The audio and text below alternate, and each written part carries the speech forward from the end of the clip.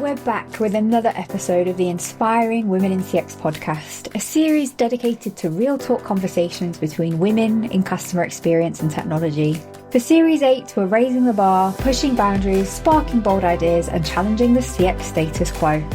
Expect fresh perspectives, fearless discussions, and a celebration of women driving change in our industry. I'll be your host, Claire Muscat, and in today's episode, I'll be talking to a seriously inspiring lady from the UK about why so many talented CX leaders are currently on the open market and what it really takes to stand out and secure the right role. She's the founder of Sodale Search and Select, where she champions inclusive hiring and leads recruitment for customer experience and contact centre leadership roles. With a strong focus on creating equitable hiring processes and fostering flexible working cultures, she helps businesses enhance their talent acquisition strategies.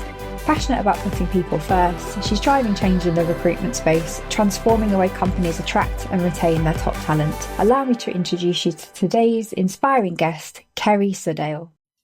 Hi, Kerry. Hey, Claire. How are you? I'm wonderful. It's so fabulous to have you on the Inspiring Women in CX podcast today.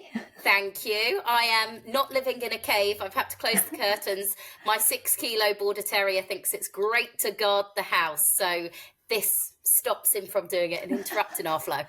Oh, it's a little bit dark in there for anyone who's listening and not watching. It does look like she's in a cave. So let's jump right in then. I'm sure our listeners would love to know a little bit more about your career journey and how you ended up where you are today.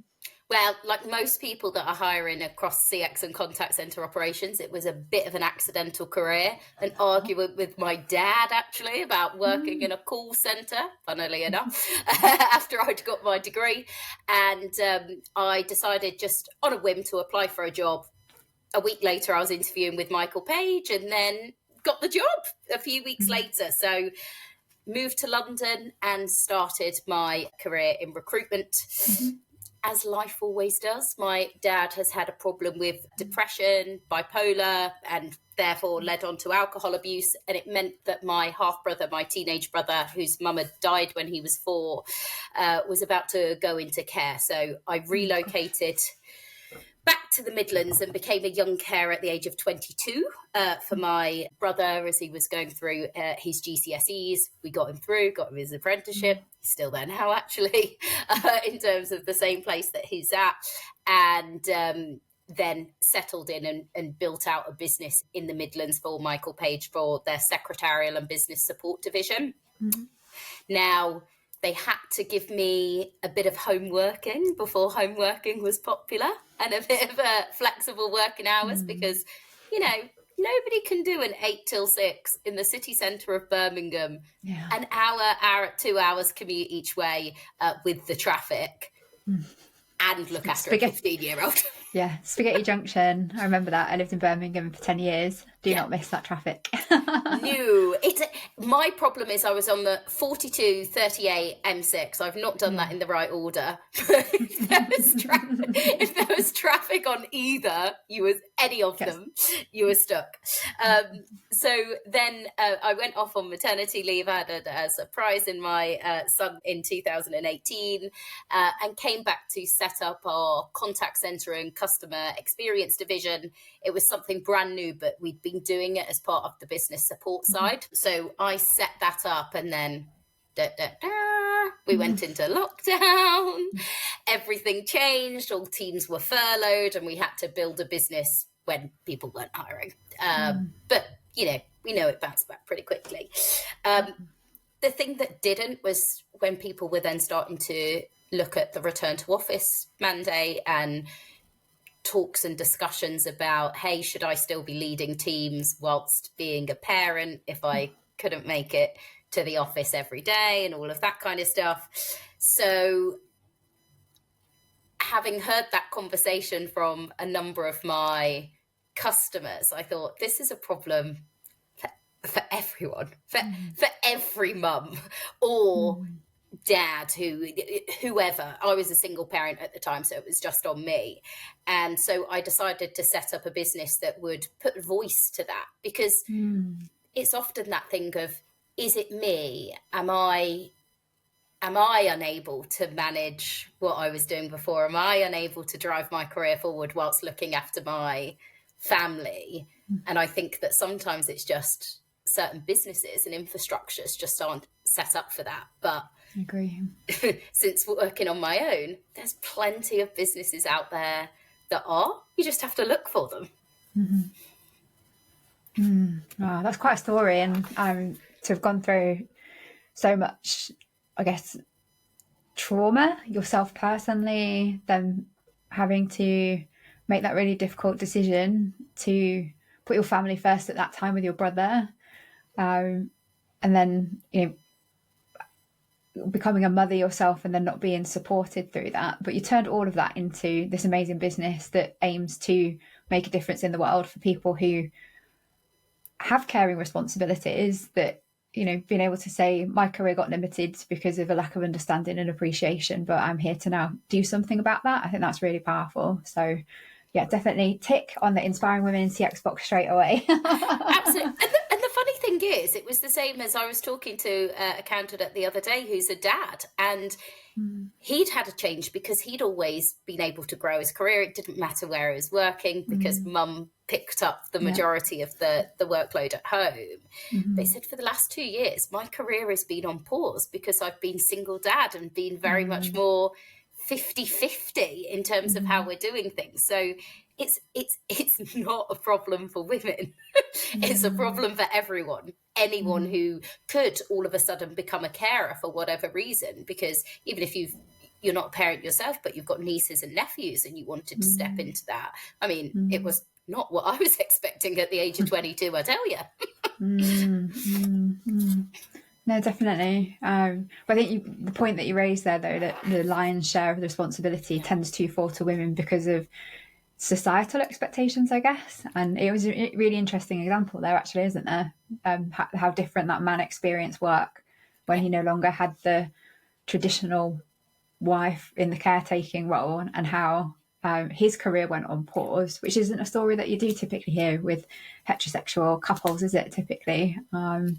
No, and I think it feeds Very into insightful. and I think it feeds into the fact that sometimes as well there's that whole problem internally, like again everybody's problem, because if you're going to your CEO or COO, oh, can I have this time off because I want to go and see my kids show? A lot of dads here, can't your wife do that? Or can't your partner do that? You're like, well, probably, but we might both want to go. Yeah. It's not going to affect me. There's nothing I'm missing out on. Just the assumption, isn't it? The automatic assumption is classic of broken system or a bias system. Definitely. And it's still the same almost to this point, because my partner lives in a very traditional world. Like he's a builder, well, a joiner. He can't work from home. No. So we still have that balance, and there's a lot of that as well. And you see the same when men sometimes have their partners who are nurses or doctors. Again, they have to find that balance for career or needing more flexible working patterns, because you can't be a nurse from home, you can't be a doctor from home. It's one of those things. I suppose with telehealth these days, who knows? I was just thinking about that. Some of the most successful senior women that have really made it to the top that I know, actually their husbands took on the traditionally female role. I hate even saying that. Yes. But they were the ones that chose to stay at home, look after the kids, so that those women could go and do what they needed to do. But the guilt that they experienced in doing that, I'd never heard men talk about that. Men with careers and seniority that had to spend a lot of time away from home, for example, they weren't racked by the mum shame that came because, again, of the societal expectation and the bias in there. Gosh, I could wax lyrical all day, but we're here to talk. Claire, honestly, one of my best friends said it to me when I first became a mum, and I was juggling the 6 o'clock drop-offs to my sister to make it into the office for 7 and that sort of thing, like to avoid the traffic. So I used to start early, 7, half 7, and she used to go to me, God, I could never do what you do. And I went, what do you mean? And she went, well, I couldn't let my nursery raise my kids. I'm like, what? The nursery are raising your kids, but also I'm a single parent. Like, what choice do I have? I either live off the government or I don't have rich I don't have a rich family that could have given me a handout or anything like that. So, and I think that's the reality of the world now. Even now, when we shift and say that, you know, the man is taking on the traditional female role, we've all seen the cost of living crisis going insane. And actually, both people, more so than ever, both people in the household want to work. And have to, I suppose, as well with like, but then I was just thinking about like some examples. I know this isn't actually what we're here to talk about today, but I've got some examples of friends that live in London and they have no choice but to both work full time because actually the childcare costs are so high that you know, when you've got a mortgage and childcare is like their second next biggest expense. So. Well, Claire, just so you know, I got my 30 hours and I thought, yes, let's see what this does because my daughter just turned 3. £50 a week. Benefit. Oh, saving. Wow. Yeah. Wow. That's crazy. I know I did IVF last year on my own with a donor, and I think that's one of the things I just can't square at the moment. It's like financially, like being able to afford to take the time off to raise a baby by myself or afford the childcare. And I think my dream option would be to be able to like hire like a living nanny that could help and actually be that, you know, that role to support me with caretaking and housework and responsibility. Because like I have absolute admiration for any woman who's managed to do that by herself and, you know, to keep working within that as well. Like inspiring women in CX Box tick number 2 achieved there, Kelly. It's crazy, one of those things, and this is what everyone always tells me. They go to me sometimes, how do you do it all? I was like, well, my car is trashed. It's an absolute mess all the time.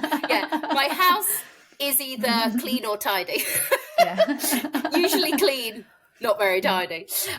Other than those, you know, a couple of hours of the evening when the kids have gone to bed and you go, everything is clean and tidy. And then in the morning you get up and you're like, we're back to this again. Well, I was going to say, I don't have kids yet and may not, but I have a horse and a cat, and that's my family. And the horse is actually quite a full-time job, and with running a business as well, that I can't do it all. Even that.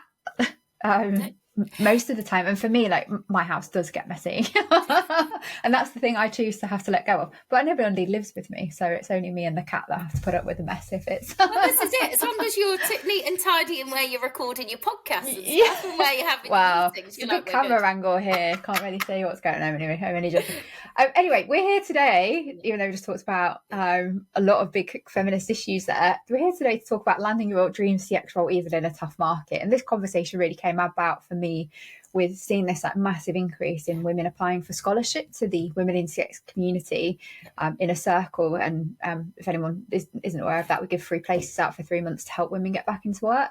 And it's just this huge kind of like surge in women in the CX space being out of work and needing that resource. And for all those women who join, I meet them, I give them like a free coaching session / sometimes it feels like a counselling session, talking about my own previous experiences of things like redundancy and basically activating my network to then help them find those opportunities.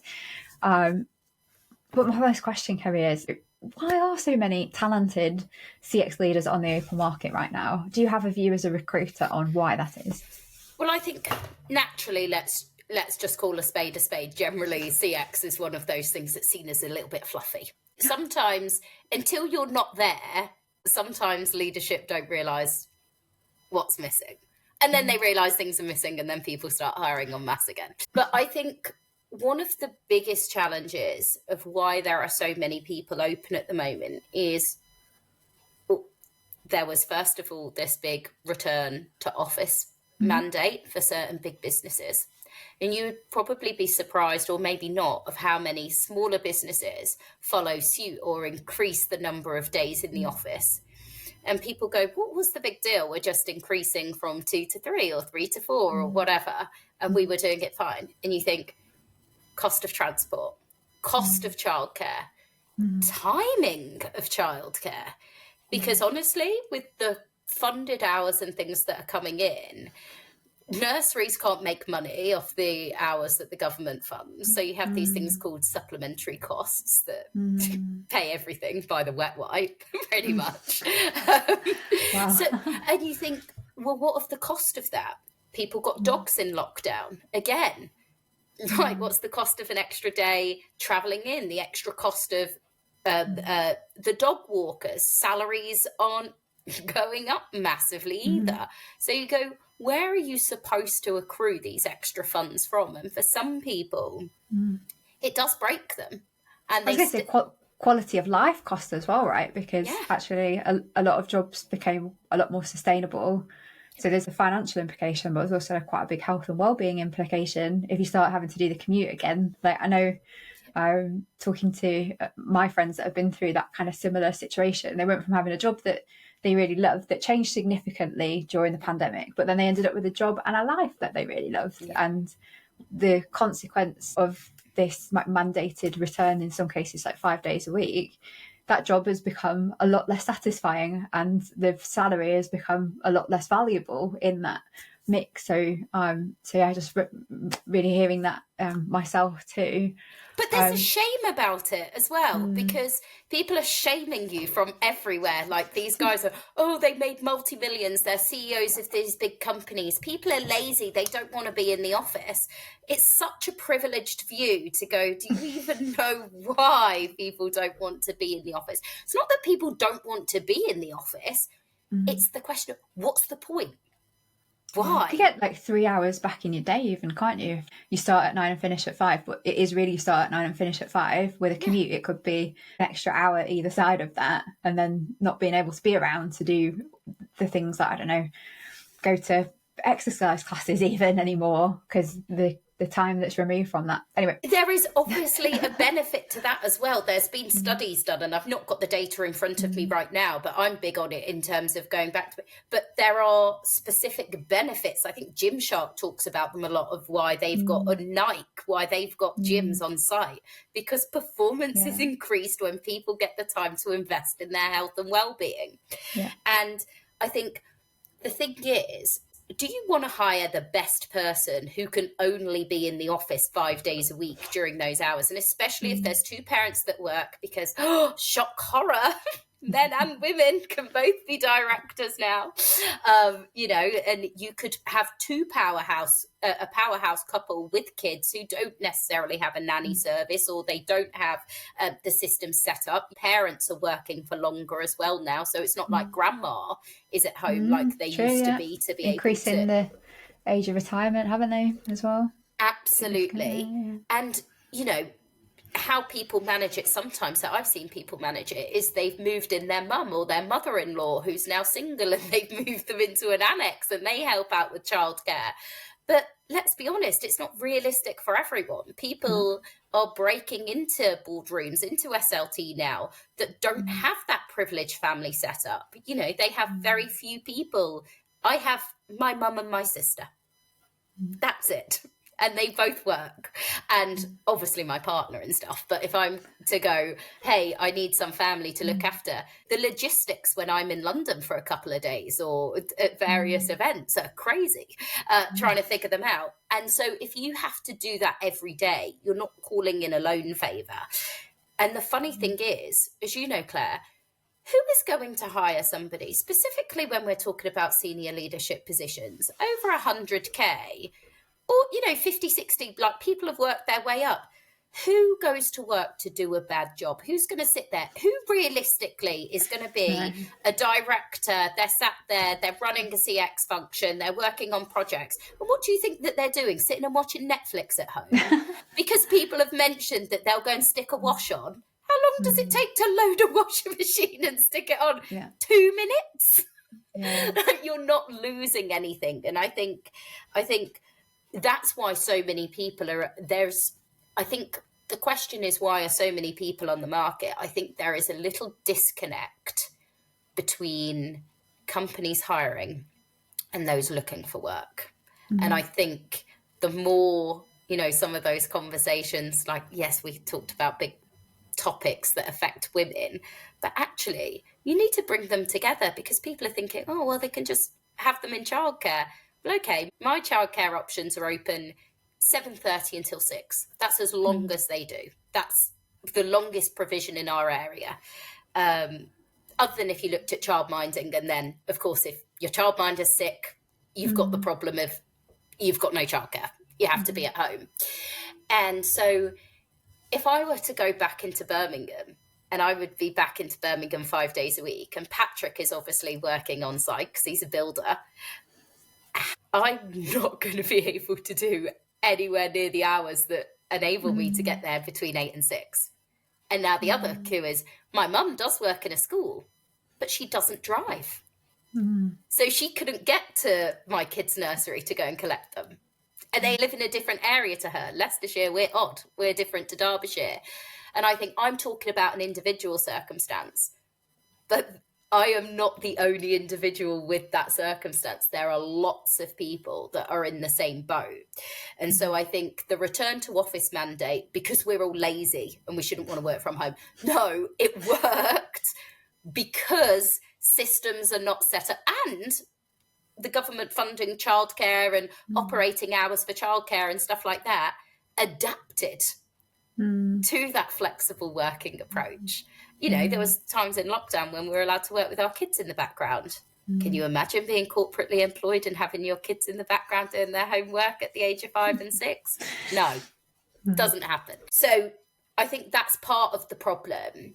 And then to add into that now, there is seemingly an overflow of really talented people on the market. We've seen an increase in the number of, talking about the fintech industry, which is one of mine. In the last 2 years alone, there has been an increase from a typical average of 4 interviews for a hiring process to +6 interviews per hire. The biggest one that I heard about was actually 12 interviews. Why has that increased? Had 3 psychometric assessments.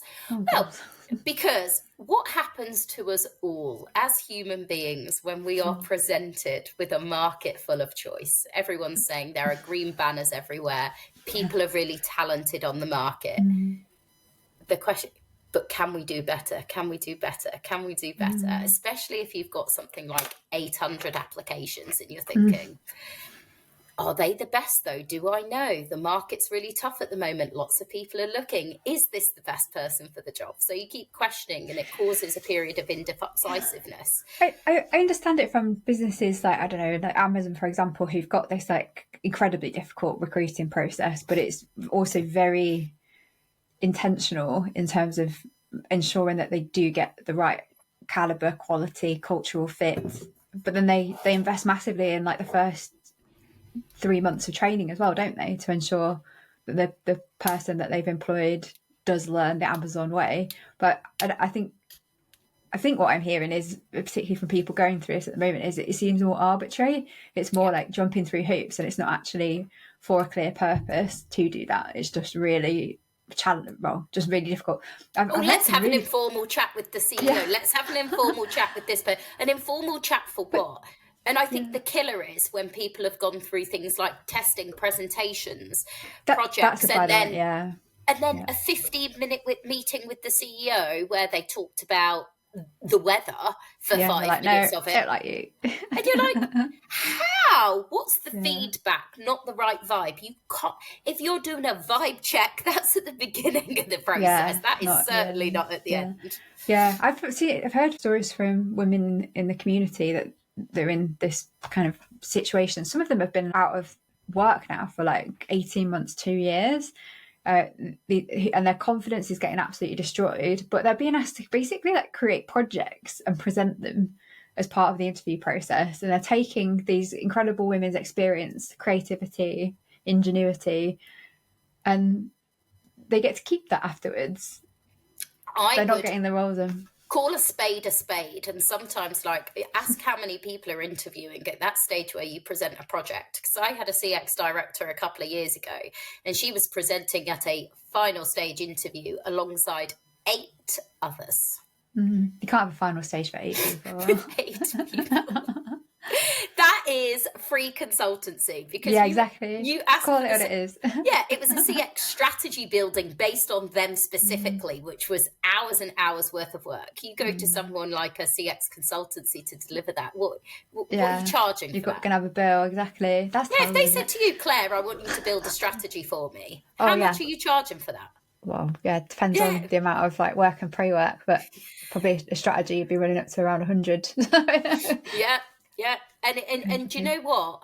It's that sort of thing where you go, if it looks and feels like free consultancy, it is. And I think having a project or a program, it is good as part of an interview. Some mini testing is good as part of an interview, because some people don't present as well in the question and answer proportion, but they shine. If it's for that reason, like it's to test something, not actually to do the work. Because again, the women that I'm talking about have then been told, actually, we've decided not to hire because they've got the answers, and they're now getting not hiring for that more senior role. They've elevated somebody, said this is what you need to do. Sorry to interrupt your listening, but I just wanted to take a moment to tell you a little bit more about Wix. We're the world's first online membership community for women in customer experience. Our mission is clear, and that's to unleash the power of women to lead the future of human-centered business. Working in CX can feel lonely at times. We're often single-handedly trying to change the way organisations think and behave about customers. On our paid platform, you can discover a vibrant tribe of fellow female professionals, find support from knowledgeable peers, learn best practices from experts and practitioners, and be inspired to up your game through leading-edge CX and EX thinking. If you feel like you aren't making enough progress with your CX objectives, are unsure about what your next move looks like, or struggling to achieve your career ambitions, you're not alone. To learn more about membership, see how women are progressing personally and professionally with the support of the #1 community in CX, you can apply to join us today by visiting www.womenincx.community/membership. I really hope I get to see you there soon. But do you know what I think as well? I think too many people, and we can all feel guilty of it, especially founders, sorry guys, that launch your own business and think, everyone wants to work with us, we're doing something great. Amazon only have that process now. They didn't have it in the early days. They are now an aspirational brand that people want to work with, because they think, if I can get Amazon on my CV, it looks great. So people will jump through more hoops for that than Mr. Tim Pot and Co. company that could become the next Amazon. But you're not attracted. You're not an Amazon-esque business looking to grow through that. And I always think that it's why I always say, in the interview process, when you're immediately available, you push on the open doors. And what I mean by that is, stop wasting your energy fighting against something like an Amazon who want to do 5 days a week in the office. Claire, no matter how much of a great CX director you are, you're not going to convince them in interview that they should hire you and let you work remotely or work 2 days a week in the office. So too many people, I think, during this process can help themselves by stop fighting so hard for something, when actually you're thinking, I need to secure my next job role for me, my confidence, to pay my bills. Save that fight for when you have secured the fight and got your job role, by looking at the people that you know you've worked with, they've worked with you, they know what a superstar you are. Spend the time, go out, grab coffee with them, have virtual meetings with them, whatever. Signal to them that you're looking for work. Ask them what their biggest challenges are. Help them with them. Like, they're your friends, they're your network. Invest in them. Mentor somebody who's in a more junior role than you, because concentrating entirely just on your job search can be soul destroying. Bringing value to somebody else. Say, if you're a director or a head of, and you can help a CX manager, a contact center manager in their search, so what you want to see in the CV, do that. That's a good fight to have. And it reminds you that, my God, I've got a lot of good value to bring to the market. Same as podcast appearances and things like that. It reminds you, oh my God, I do have valuable things to say that people want to listen to. Because I think concentrating just on your job search, if in 18 months, 2 years to your note, you've not secured a job, in your head, all you're thinking is failure, failure, failure. Yeah. I've not achieved what I wanted to achieve.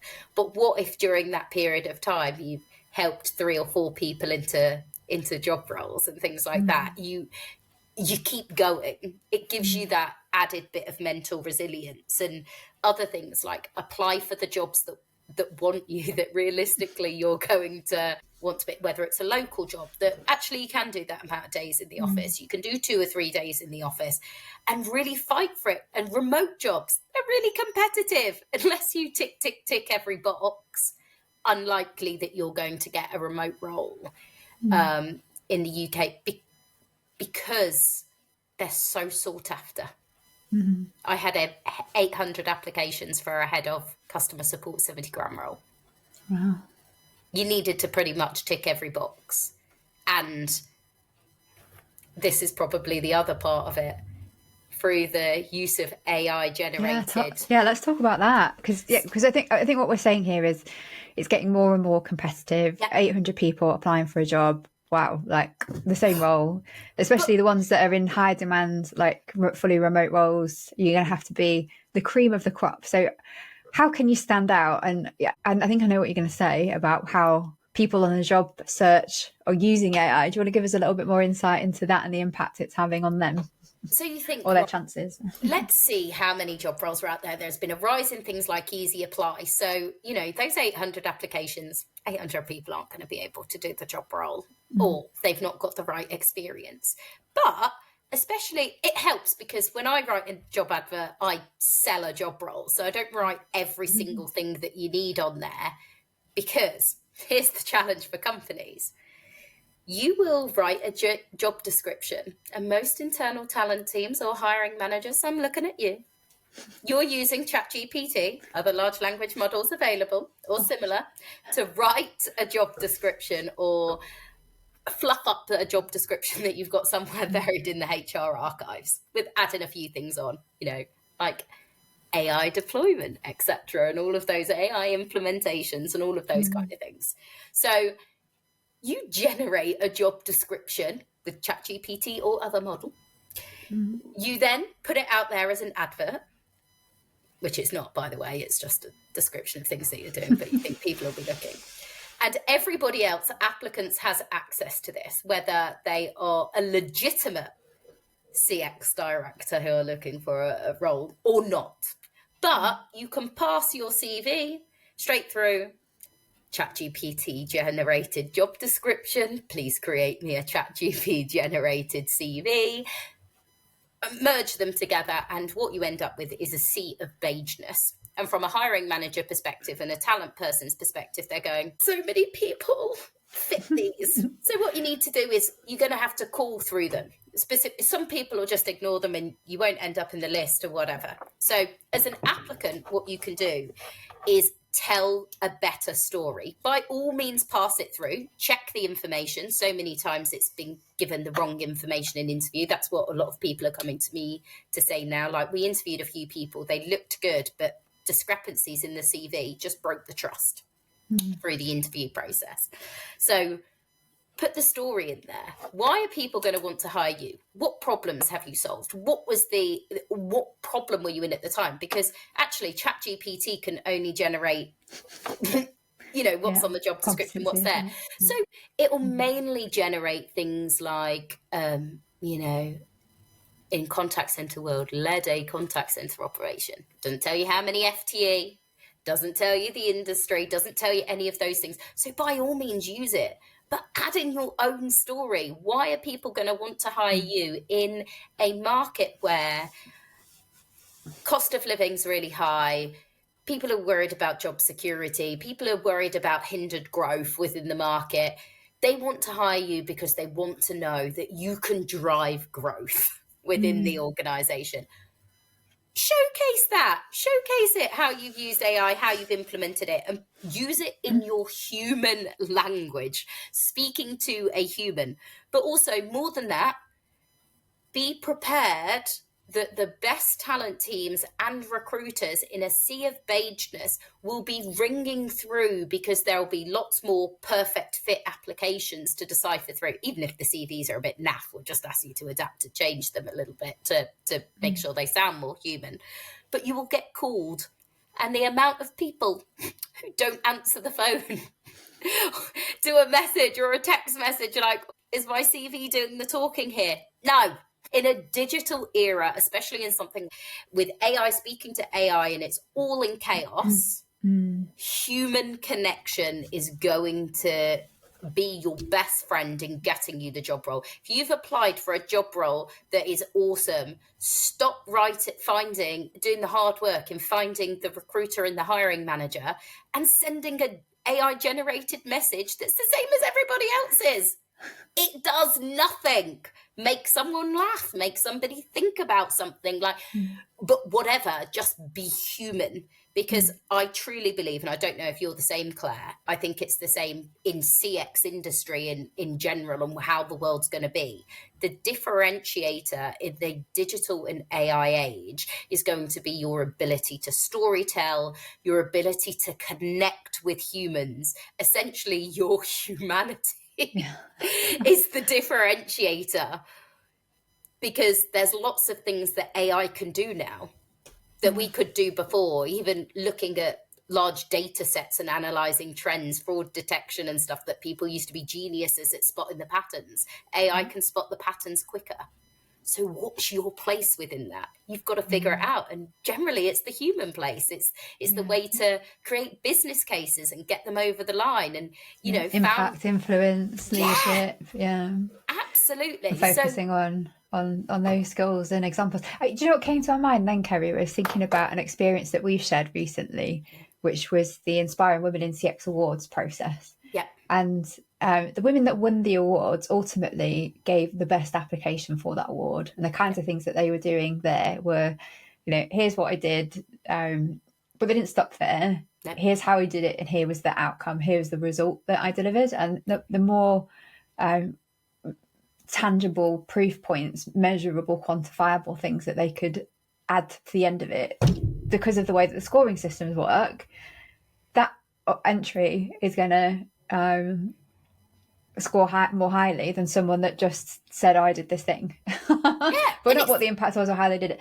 And it's the same in interviews, isn't it? And even in CVs, like some of the even to get that door opened in the first place, you've got to answer the question that you're being asked, provide the evidence, and be really, really clear about it. And I think in the conversations I have with women that are on the market, there is a lot of chat GCP. I'll put the job description in, I'll get it to match it, but it's not doing the job of, as you said, telling the story, how I did it, what the results were that I got, showing the real leadership and human capabilities that it took to make that happen.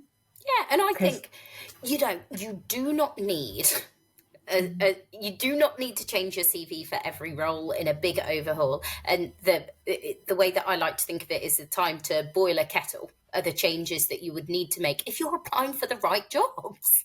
Because they are none that are wildly different. What I would be changing off is I'm having a key impact, key achievement sector, which says that impact really clearly, pounds, pence, percentages, operational efficiencies, what it generated in revenue or customer loyalty, how much you increased or reduced retention and attrition, all that kind of stuff. That's the facts. That should always be in there. Is it like the personal statement bit at the top, or the...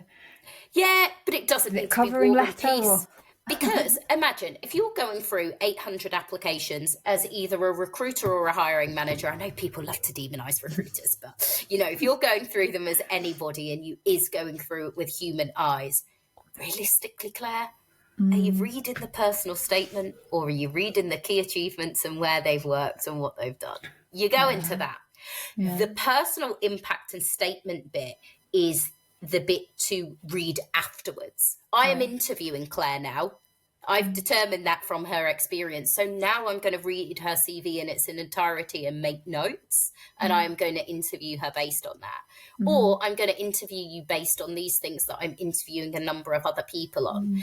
And one thing that I would always say for when people are going to interview, in my opinion, an interview shouldn't be a surprise, and most talent people in HR don't want it to be a surprise. Ask what the first interview is assessing. Ask what the second interview is assessing. Some companies will even give you a question list. But I would always think that you should know what someone's assessing, because if you've got 20 years worth of experience... There's a lot in there, yeah. There's a lot in there. And I always think if you're underprepared, it's really it's really difficult. And you can only know that to uncover, what are you trying to test and assess within this interview. So I think as well, sometimes, especially if you've been looking for a while, you can question yourself, question your input. Like, you can start questioning your whole ability to present an interview. Just ask the questions. Hey, what's this interview assessing? Help yourself out a bit there. I was just thinking about some advice that I quite often give to women about particularly interview stage, competency-based interviews, is the STAR model, which might sound a bit twee, but it really works. So STAR stands for situation, task, action, result. Yeah, and if you've had a career, I don't know, like me, there will be probably 5 or 6 big projects in your career that really stand out because of the results that you've driven. Yeah. And within that, you'll have displayed all of the competencies that the recruiter or hiring person is looking for. And for me, I think getting into the practice of really learning that story, writing that story, telling that story, so that when it comes to an interview question, you're able to really confidently talk about that story of what you actually did and achieved and the results that came with it. But also for the person that's interviewing you, giving them that roadmap of situation, task, it helps them as well to follow that story. And you know what? People hate competency-based interviews. And I'm like, don't hate competency-based interviews when people go, I want a general chat. General chat is a nightmare, and I'll tell you why general chat is a nightmare, because it's just how much are we similar, what do we connect on. You can go down rabbit holes and tasks and things, and you're being assessed differently to everybody else. At least with competency-based questions, you're being assessed and you can get feedback that's not it didn't feel quite right. No one cares. What didn't you answer correctly? What wasn't I clear enough on? What impact didn't I share enough with you? And the awards were a great example of that again, wasn't it? So we were able to then give very clear feedback to everybody who didn't get through, the people that were shortlisted that didn't win, because it was something that we could actually benchmark against a set of criteria. Here we go. This is what we were looking for, and you didn't demonstrate this, and this, and that's why you didn't get through. Next time, if you could increase your examples or outcomes or description of the results you delivered, you would do better. It's the same thing. And can I just one more thing, actually? Sorry, because I know we're going to. We're totally over time, aren't we? 5 minutes. One of the biggest questions that people fall down on as well is, tell me a bit about yourself.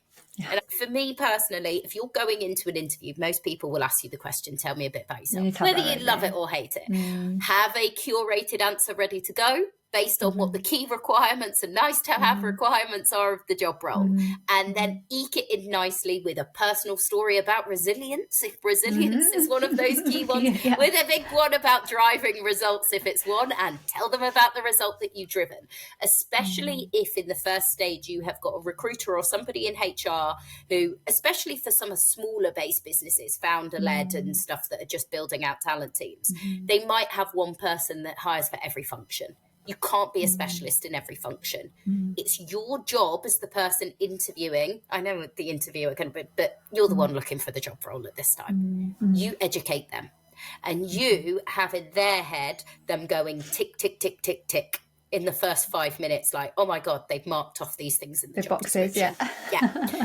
Because that's all they want to know. They want to be able to put somebody forward to the hiring manager and tell them these things. What they don't want, which I've seen people have, is 45 minutes on tell me about yourself of an hour's interview. Yeah, but again, I suppose this is like the ultimate competency that we need as CX professionals in this world today, and even more so in the future, is the ability to be able to tell those stories. So hopefully well practiced if you're going for those kinds of roles anyway, but if not, now is the time to really work on how to to paint a picture, tell a story, convince with data, support with outcomes and results. But we are actually fully out of time now, Kerry, and I could have asked you a million more questions, but when you and me get chatting, we could just keep going for hours. And we've touched on so many different subjects there, not just, great advice in terms of how to find and land your dream role, but also the acknowledgement of some of the systemic barriers that genuinely exist. I think for me, the point around really using your network, not just when you're looking for a job, but investing in it all the time, even when you're employed and very comfortable. Keeping those connections live is fundamentally critical to you in the future, no matter what it is you're trying to achieve, whether it's like you need a mentor or someone to bounce a question off. And it may well be when actually I've been made redundant and I'm looking for a role. The more people that you've got an active relationship with, the greater the chance of that is.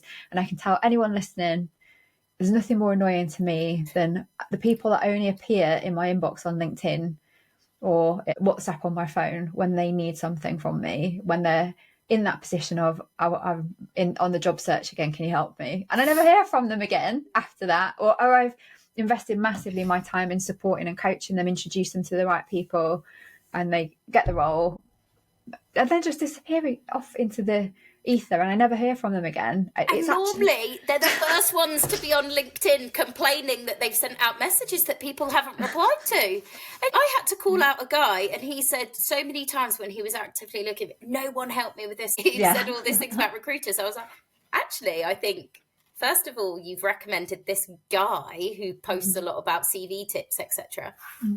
Did I or did I not recommend him to you? And you feel a bit sassy about it.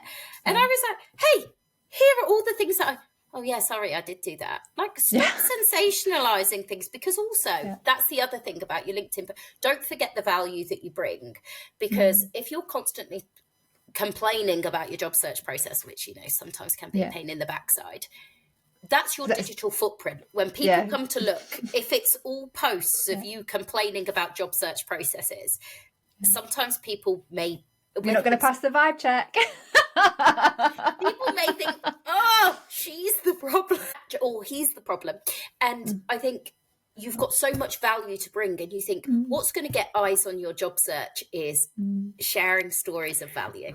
Yeah, and LinkedIn is a great place for that, to practice your storytelling, obviously with a nice selfie these days, the way the algorithm works, but I think it is super important to manage that kind of brand presence, but also it is a great way to convey some of those stories. And if you do get checked out on LinkedIn, which does happen a lot more now, doesn't it, because we're quite often applying through LinkedIn, or we're finding jobs through LinkedIn, someone being able to read through a catalogue of your posts that are your biggest achievements and success stories, and passing on advice and sharing thought leadership. And that's my biggest advice. Be the human. And I know, Claire, you will speak to people with incredible stories about how they moved to the UK with no English, and then they've become directors of these big challenger brands that have been sold for a mass amount of money, and people are after them. They're like X something or other in front of the X-Fang company.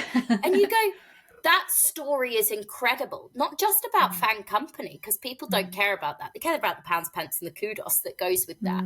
But how did you do it? Why were you the driving force behind that? Because things like, hey, I overcame this, or I overcame that, those are really important stories. You don't need to tell people, I am resilient. Just by sharing parts of your story, people think, oh man, Claire's resilient. I think that's the biggest thing. You and people want those people to win. I think as well. If you've got a good story behind, people think, I want them to win. And it's not, I hate people on LinkedIn going, I don't want to share a sub story. It's not a sub story, it's your story. I don't think when people go, I don't think my story about my dad being bipolar and alcoholic and me looking after my brother is a sob story. I don't sit sobbing about that story. I think back to that and go, man, if I could do that at 22, I sure as hell can do this at 35. Yeah. And so often other people get value from hearing that kind of thing, don't they? As in, actually, I identify with that. That really resonates with me. I've been through something similar. So yeah, and there are some people out there that do just post sub stories for likes, and I'm definitely not down with that. But sharing valuable experience that helped you get to where you are today to help other people with that intention, you can't go far wrong. So that's it for today. I said I covered so many topics. We were just doing a summary and ended up going down another rabbit hole again. Not my about me. It was too long. If there was like one piece of advice or top takeaway you'd like to leave our listeners with today, what would that be? It's be human. The human.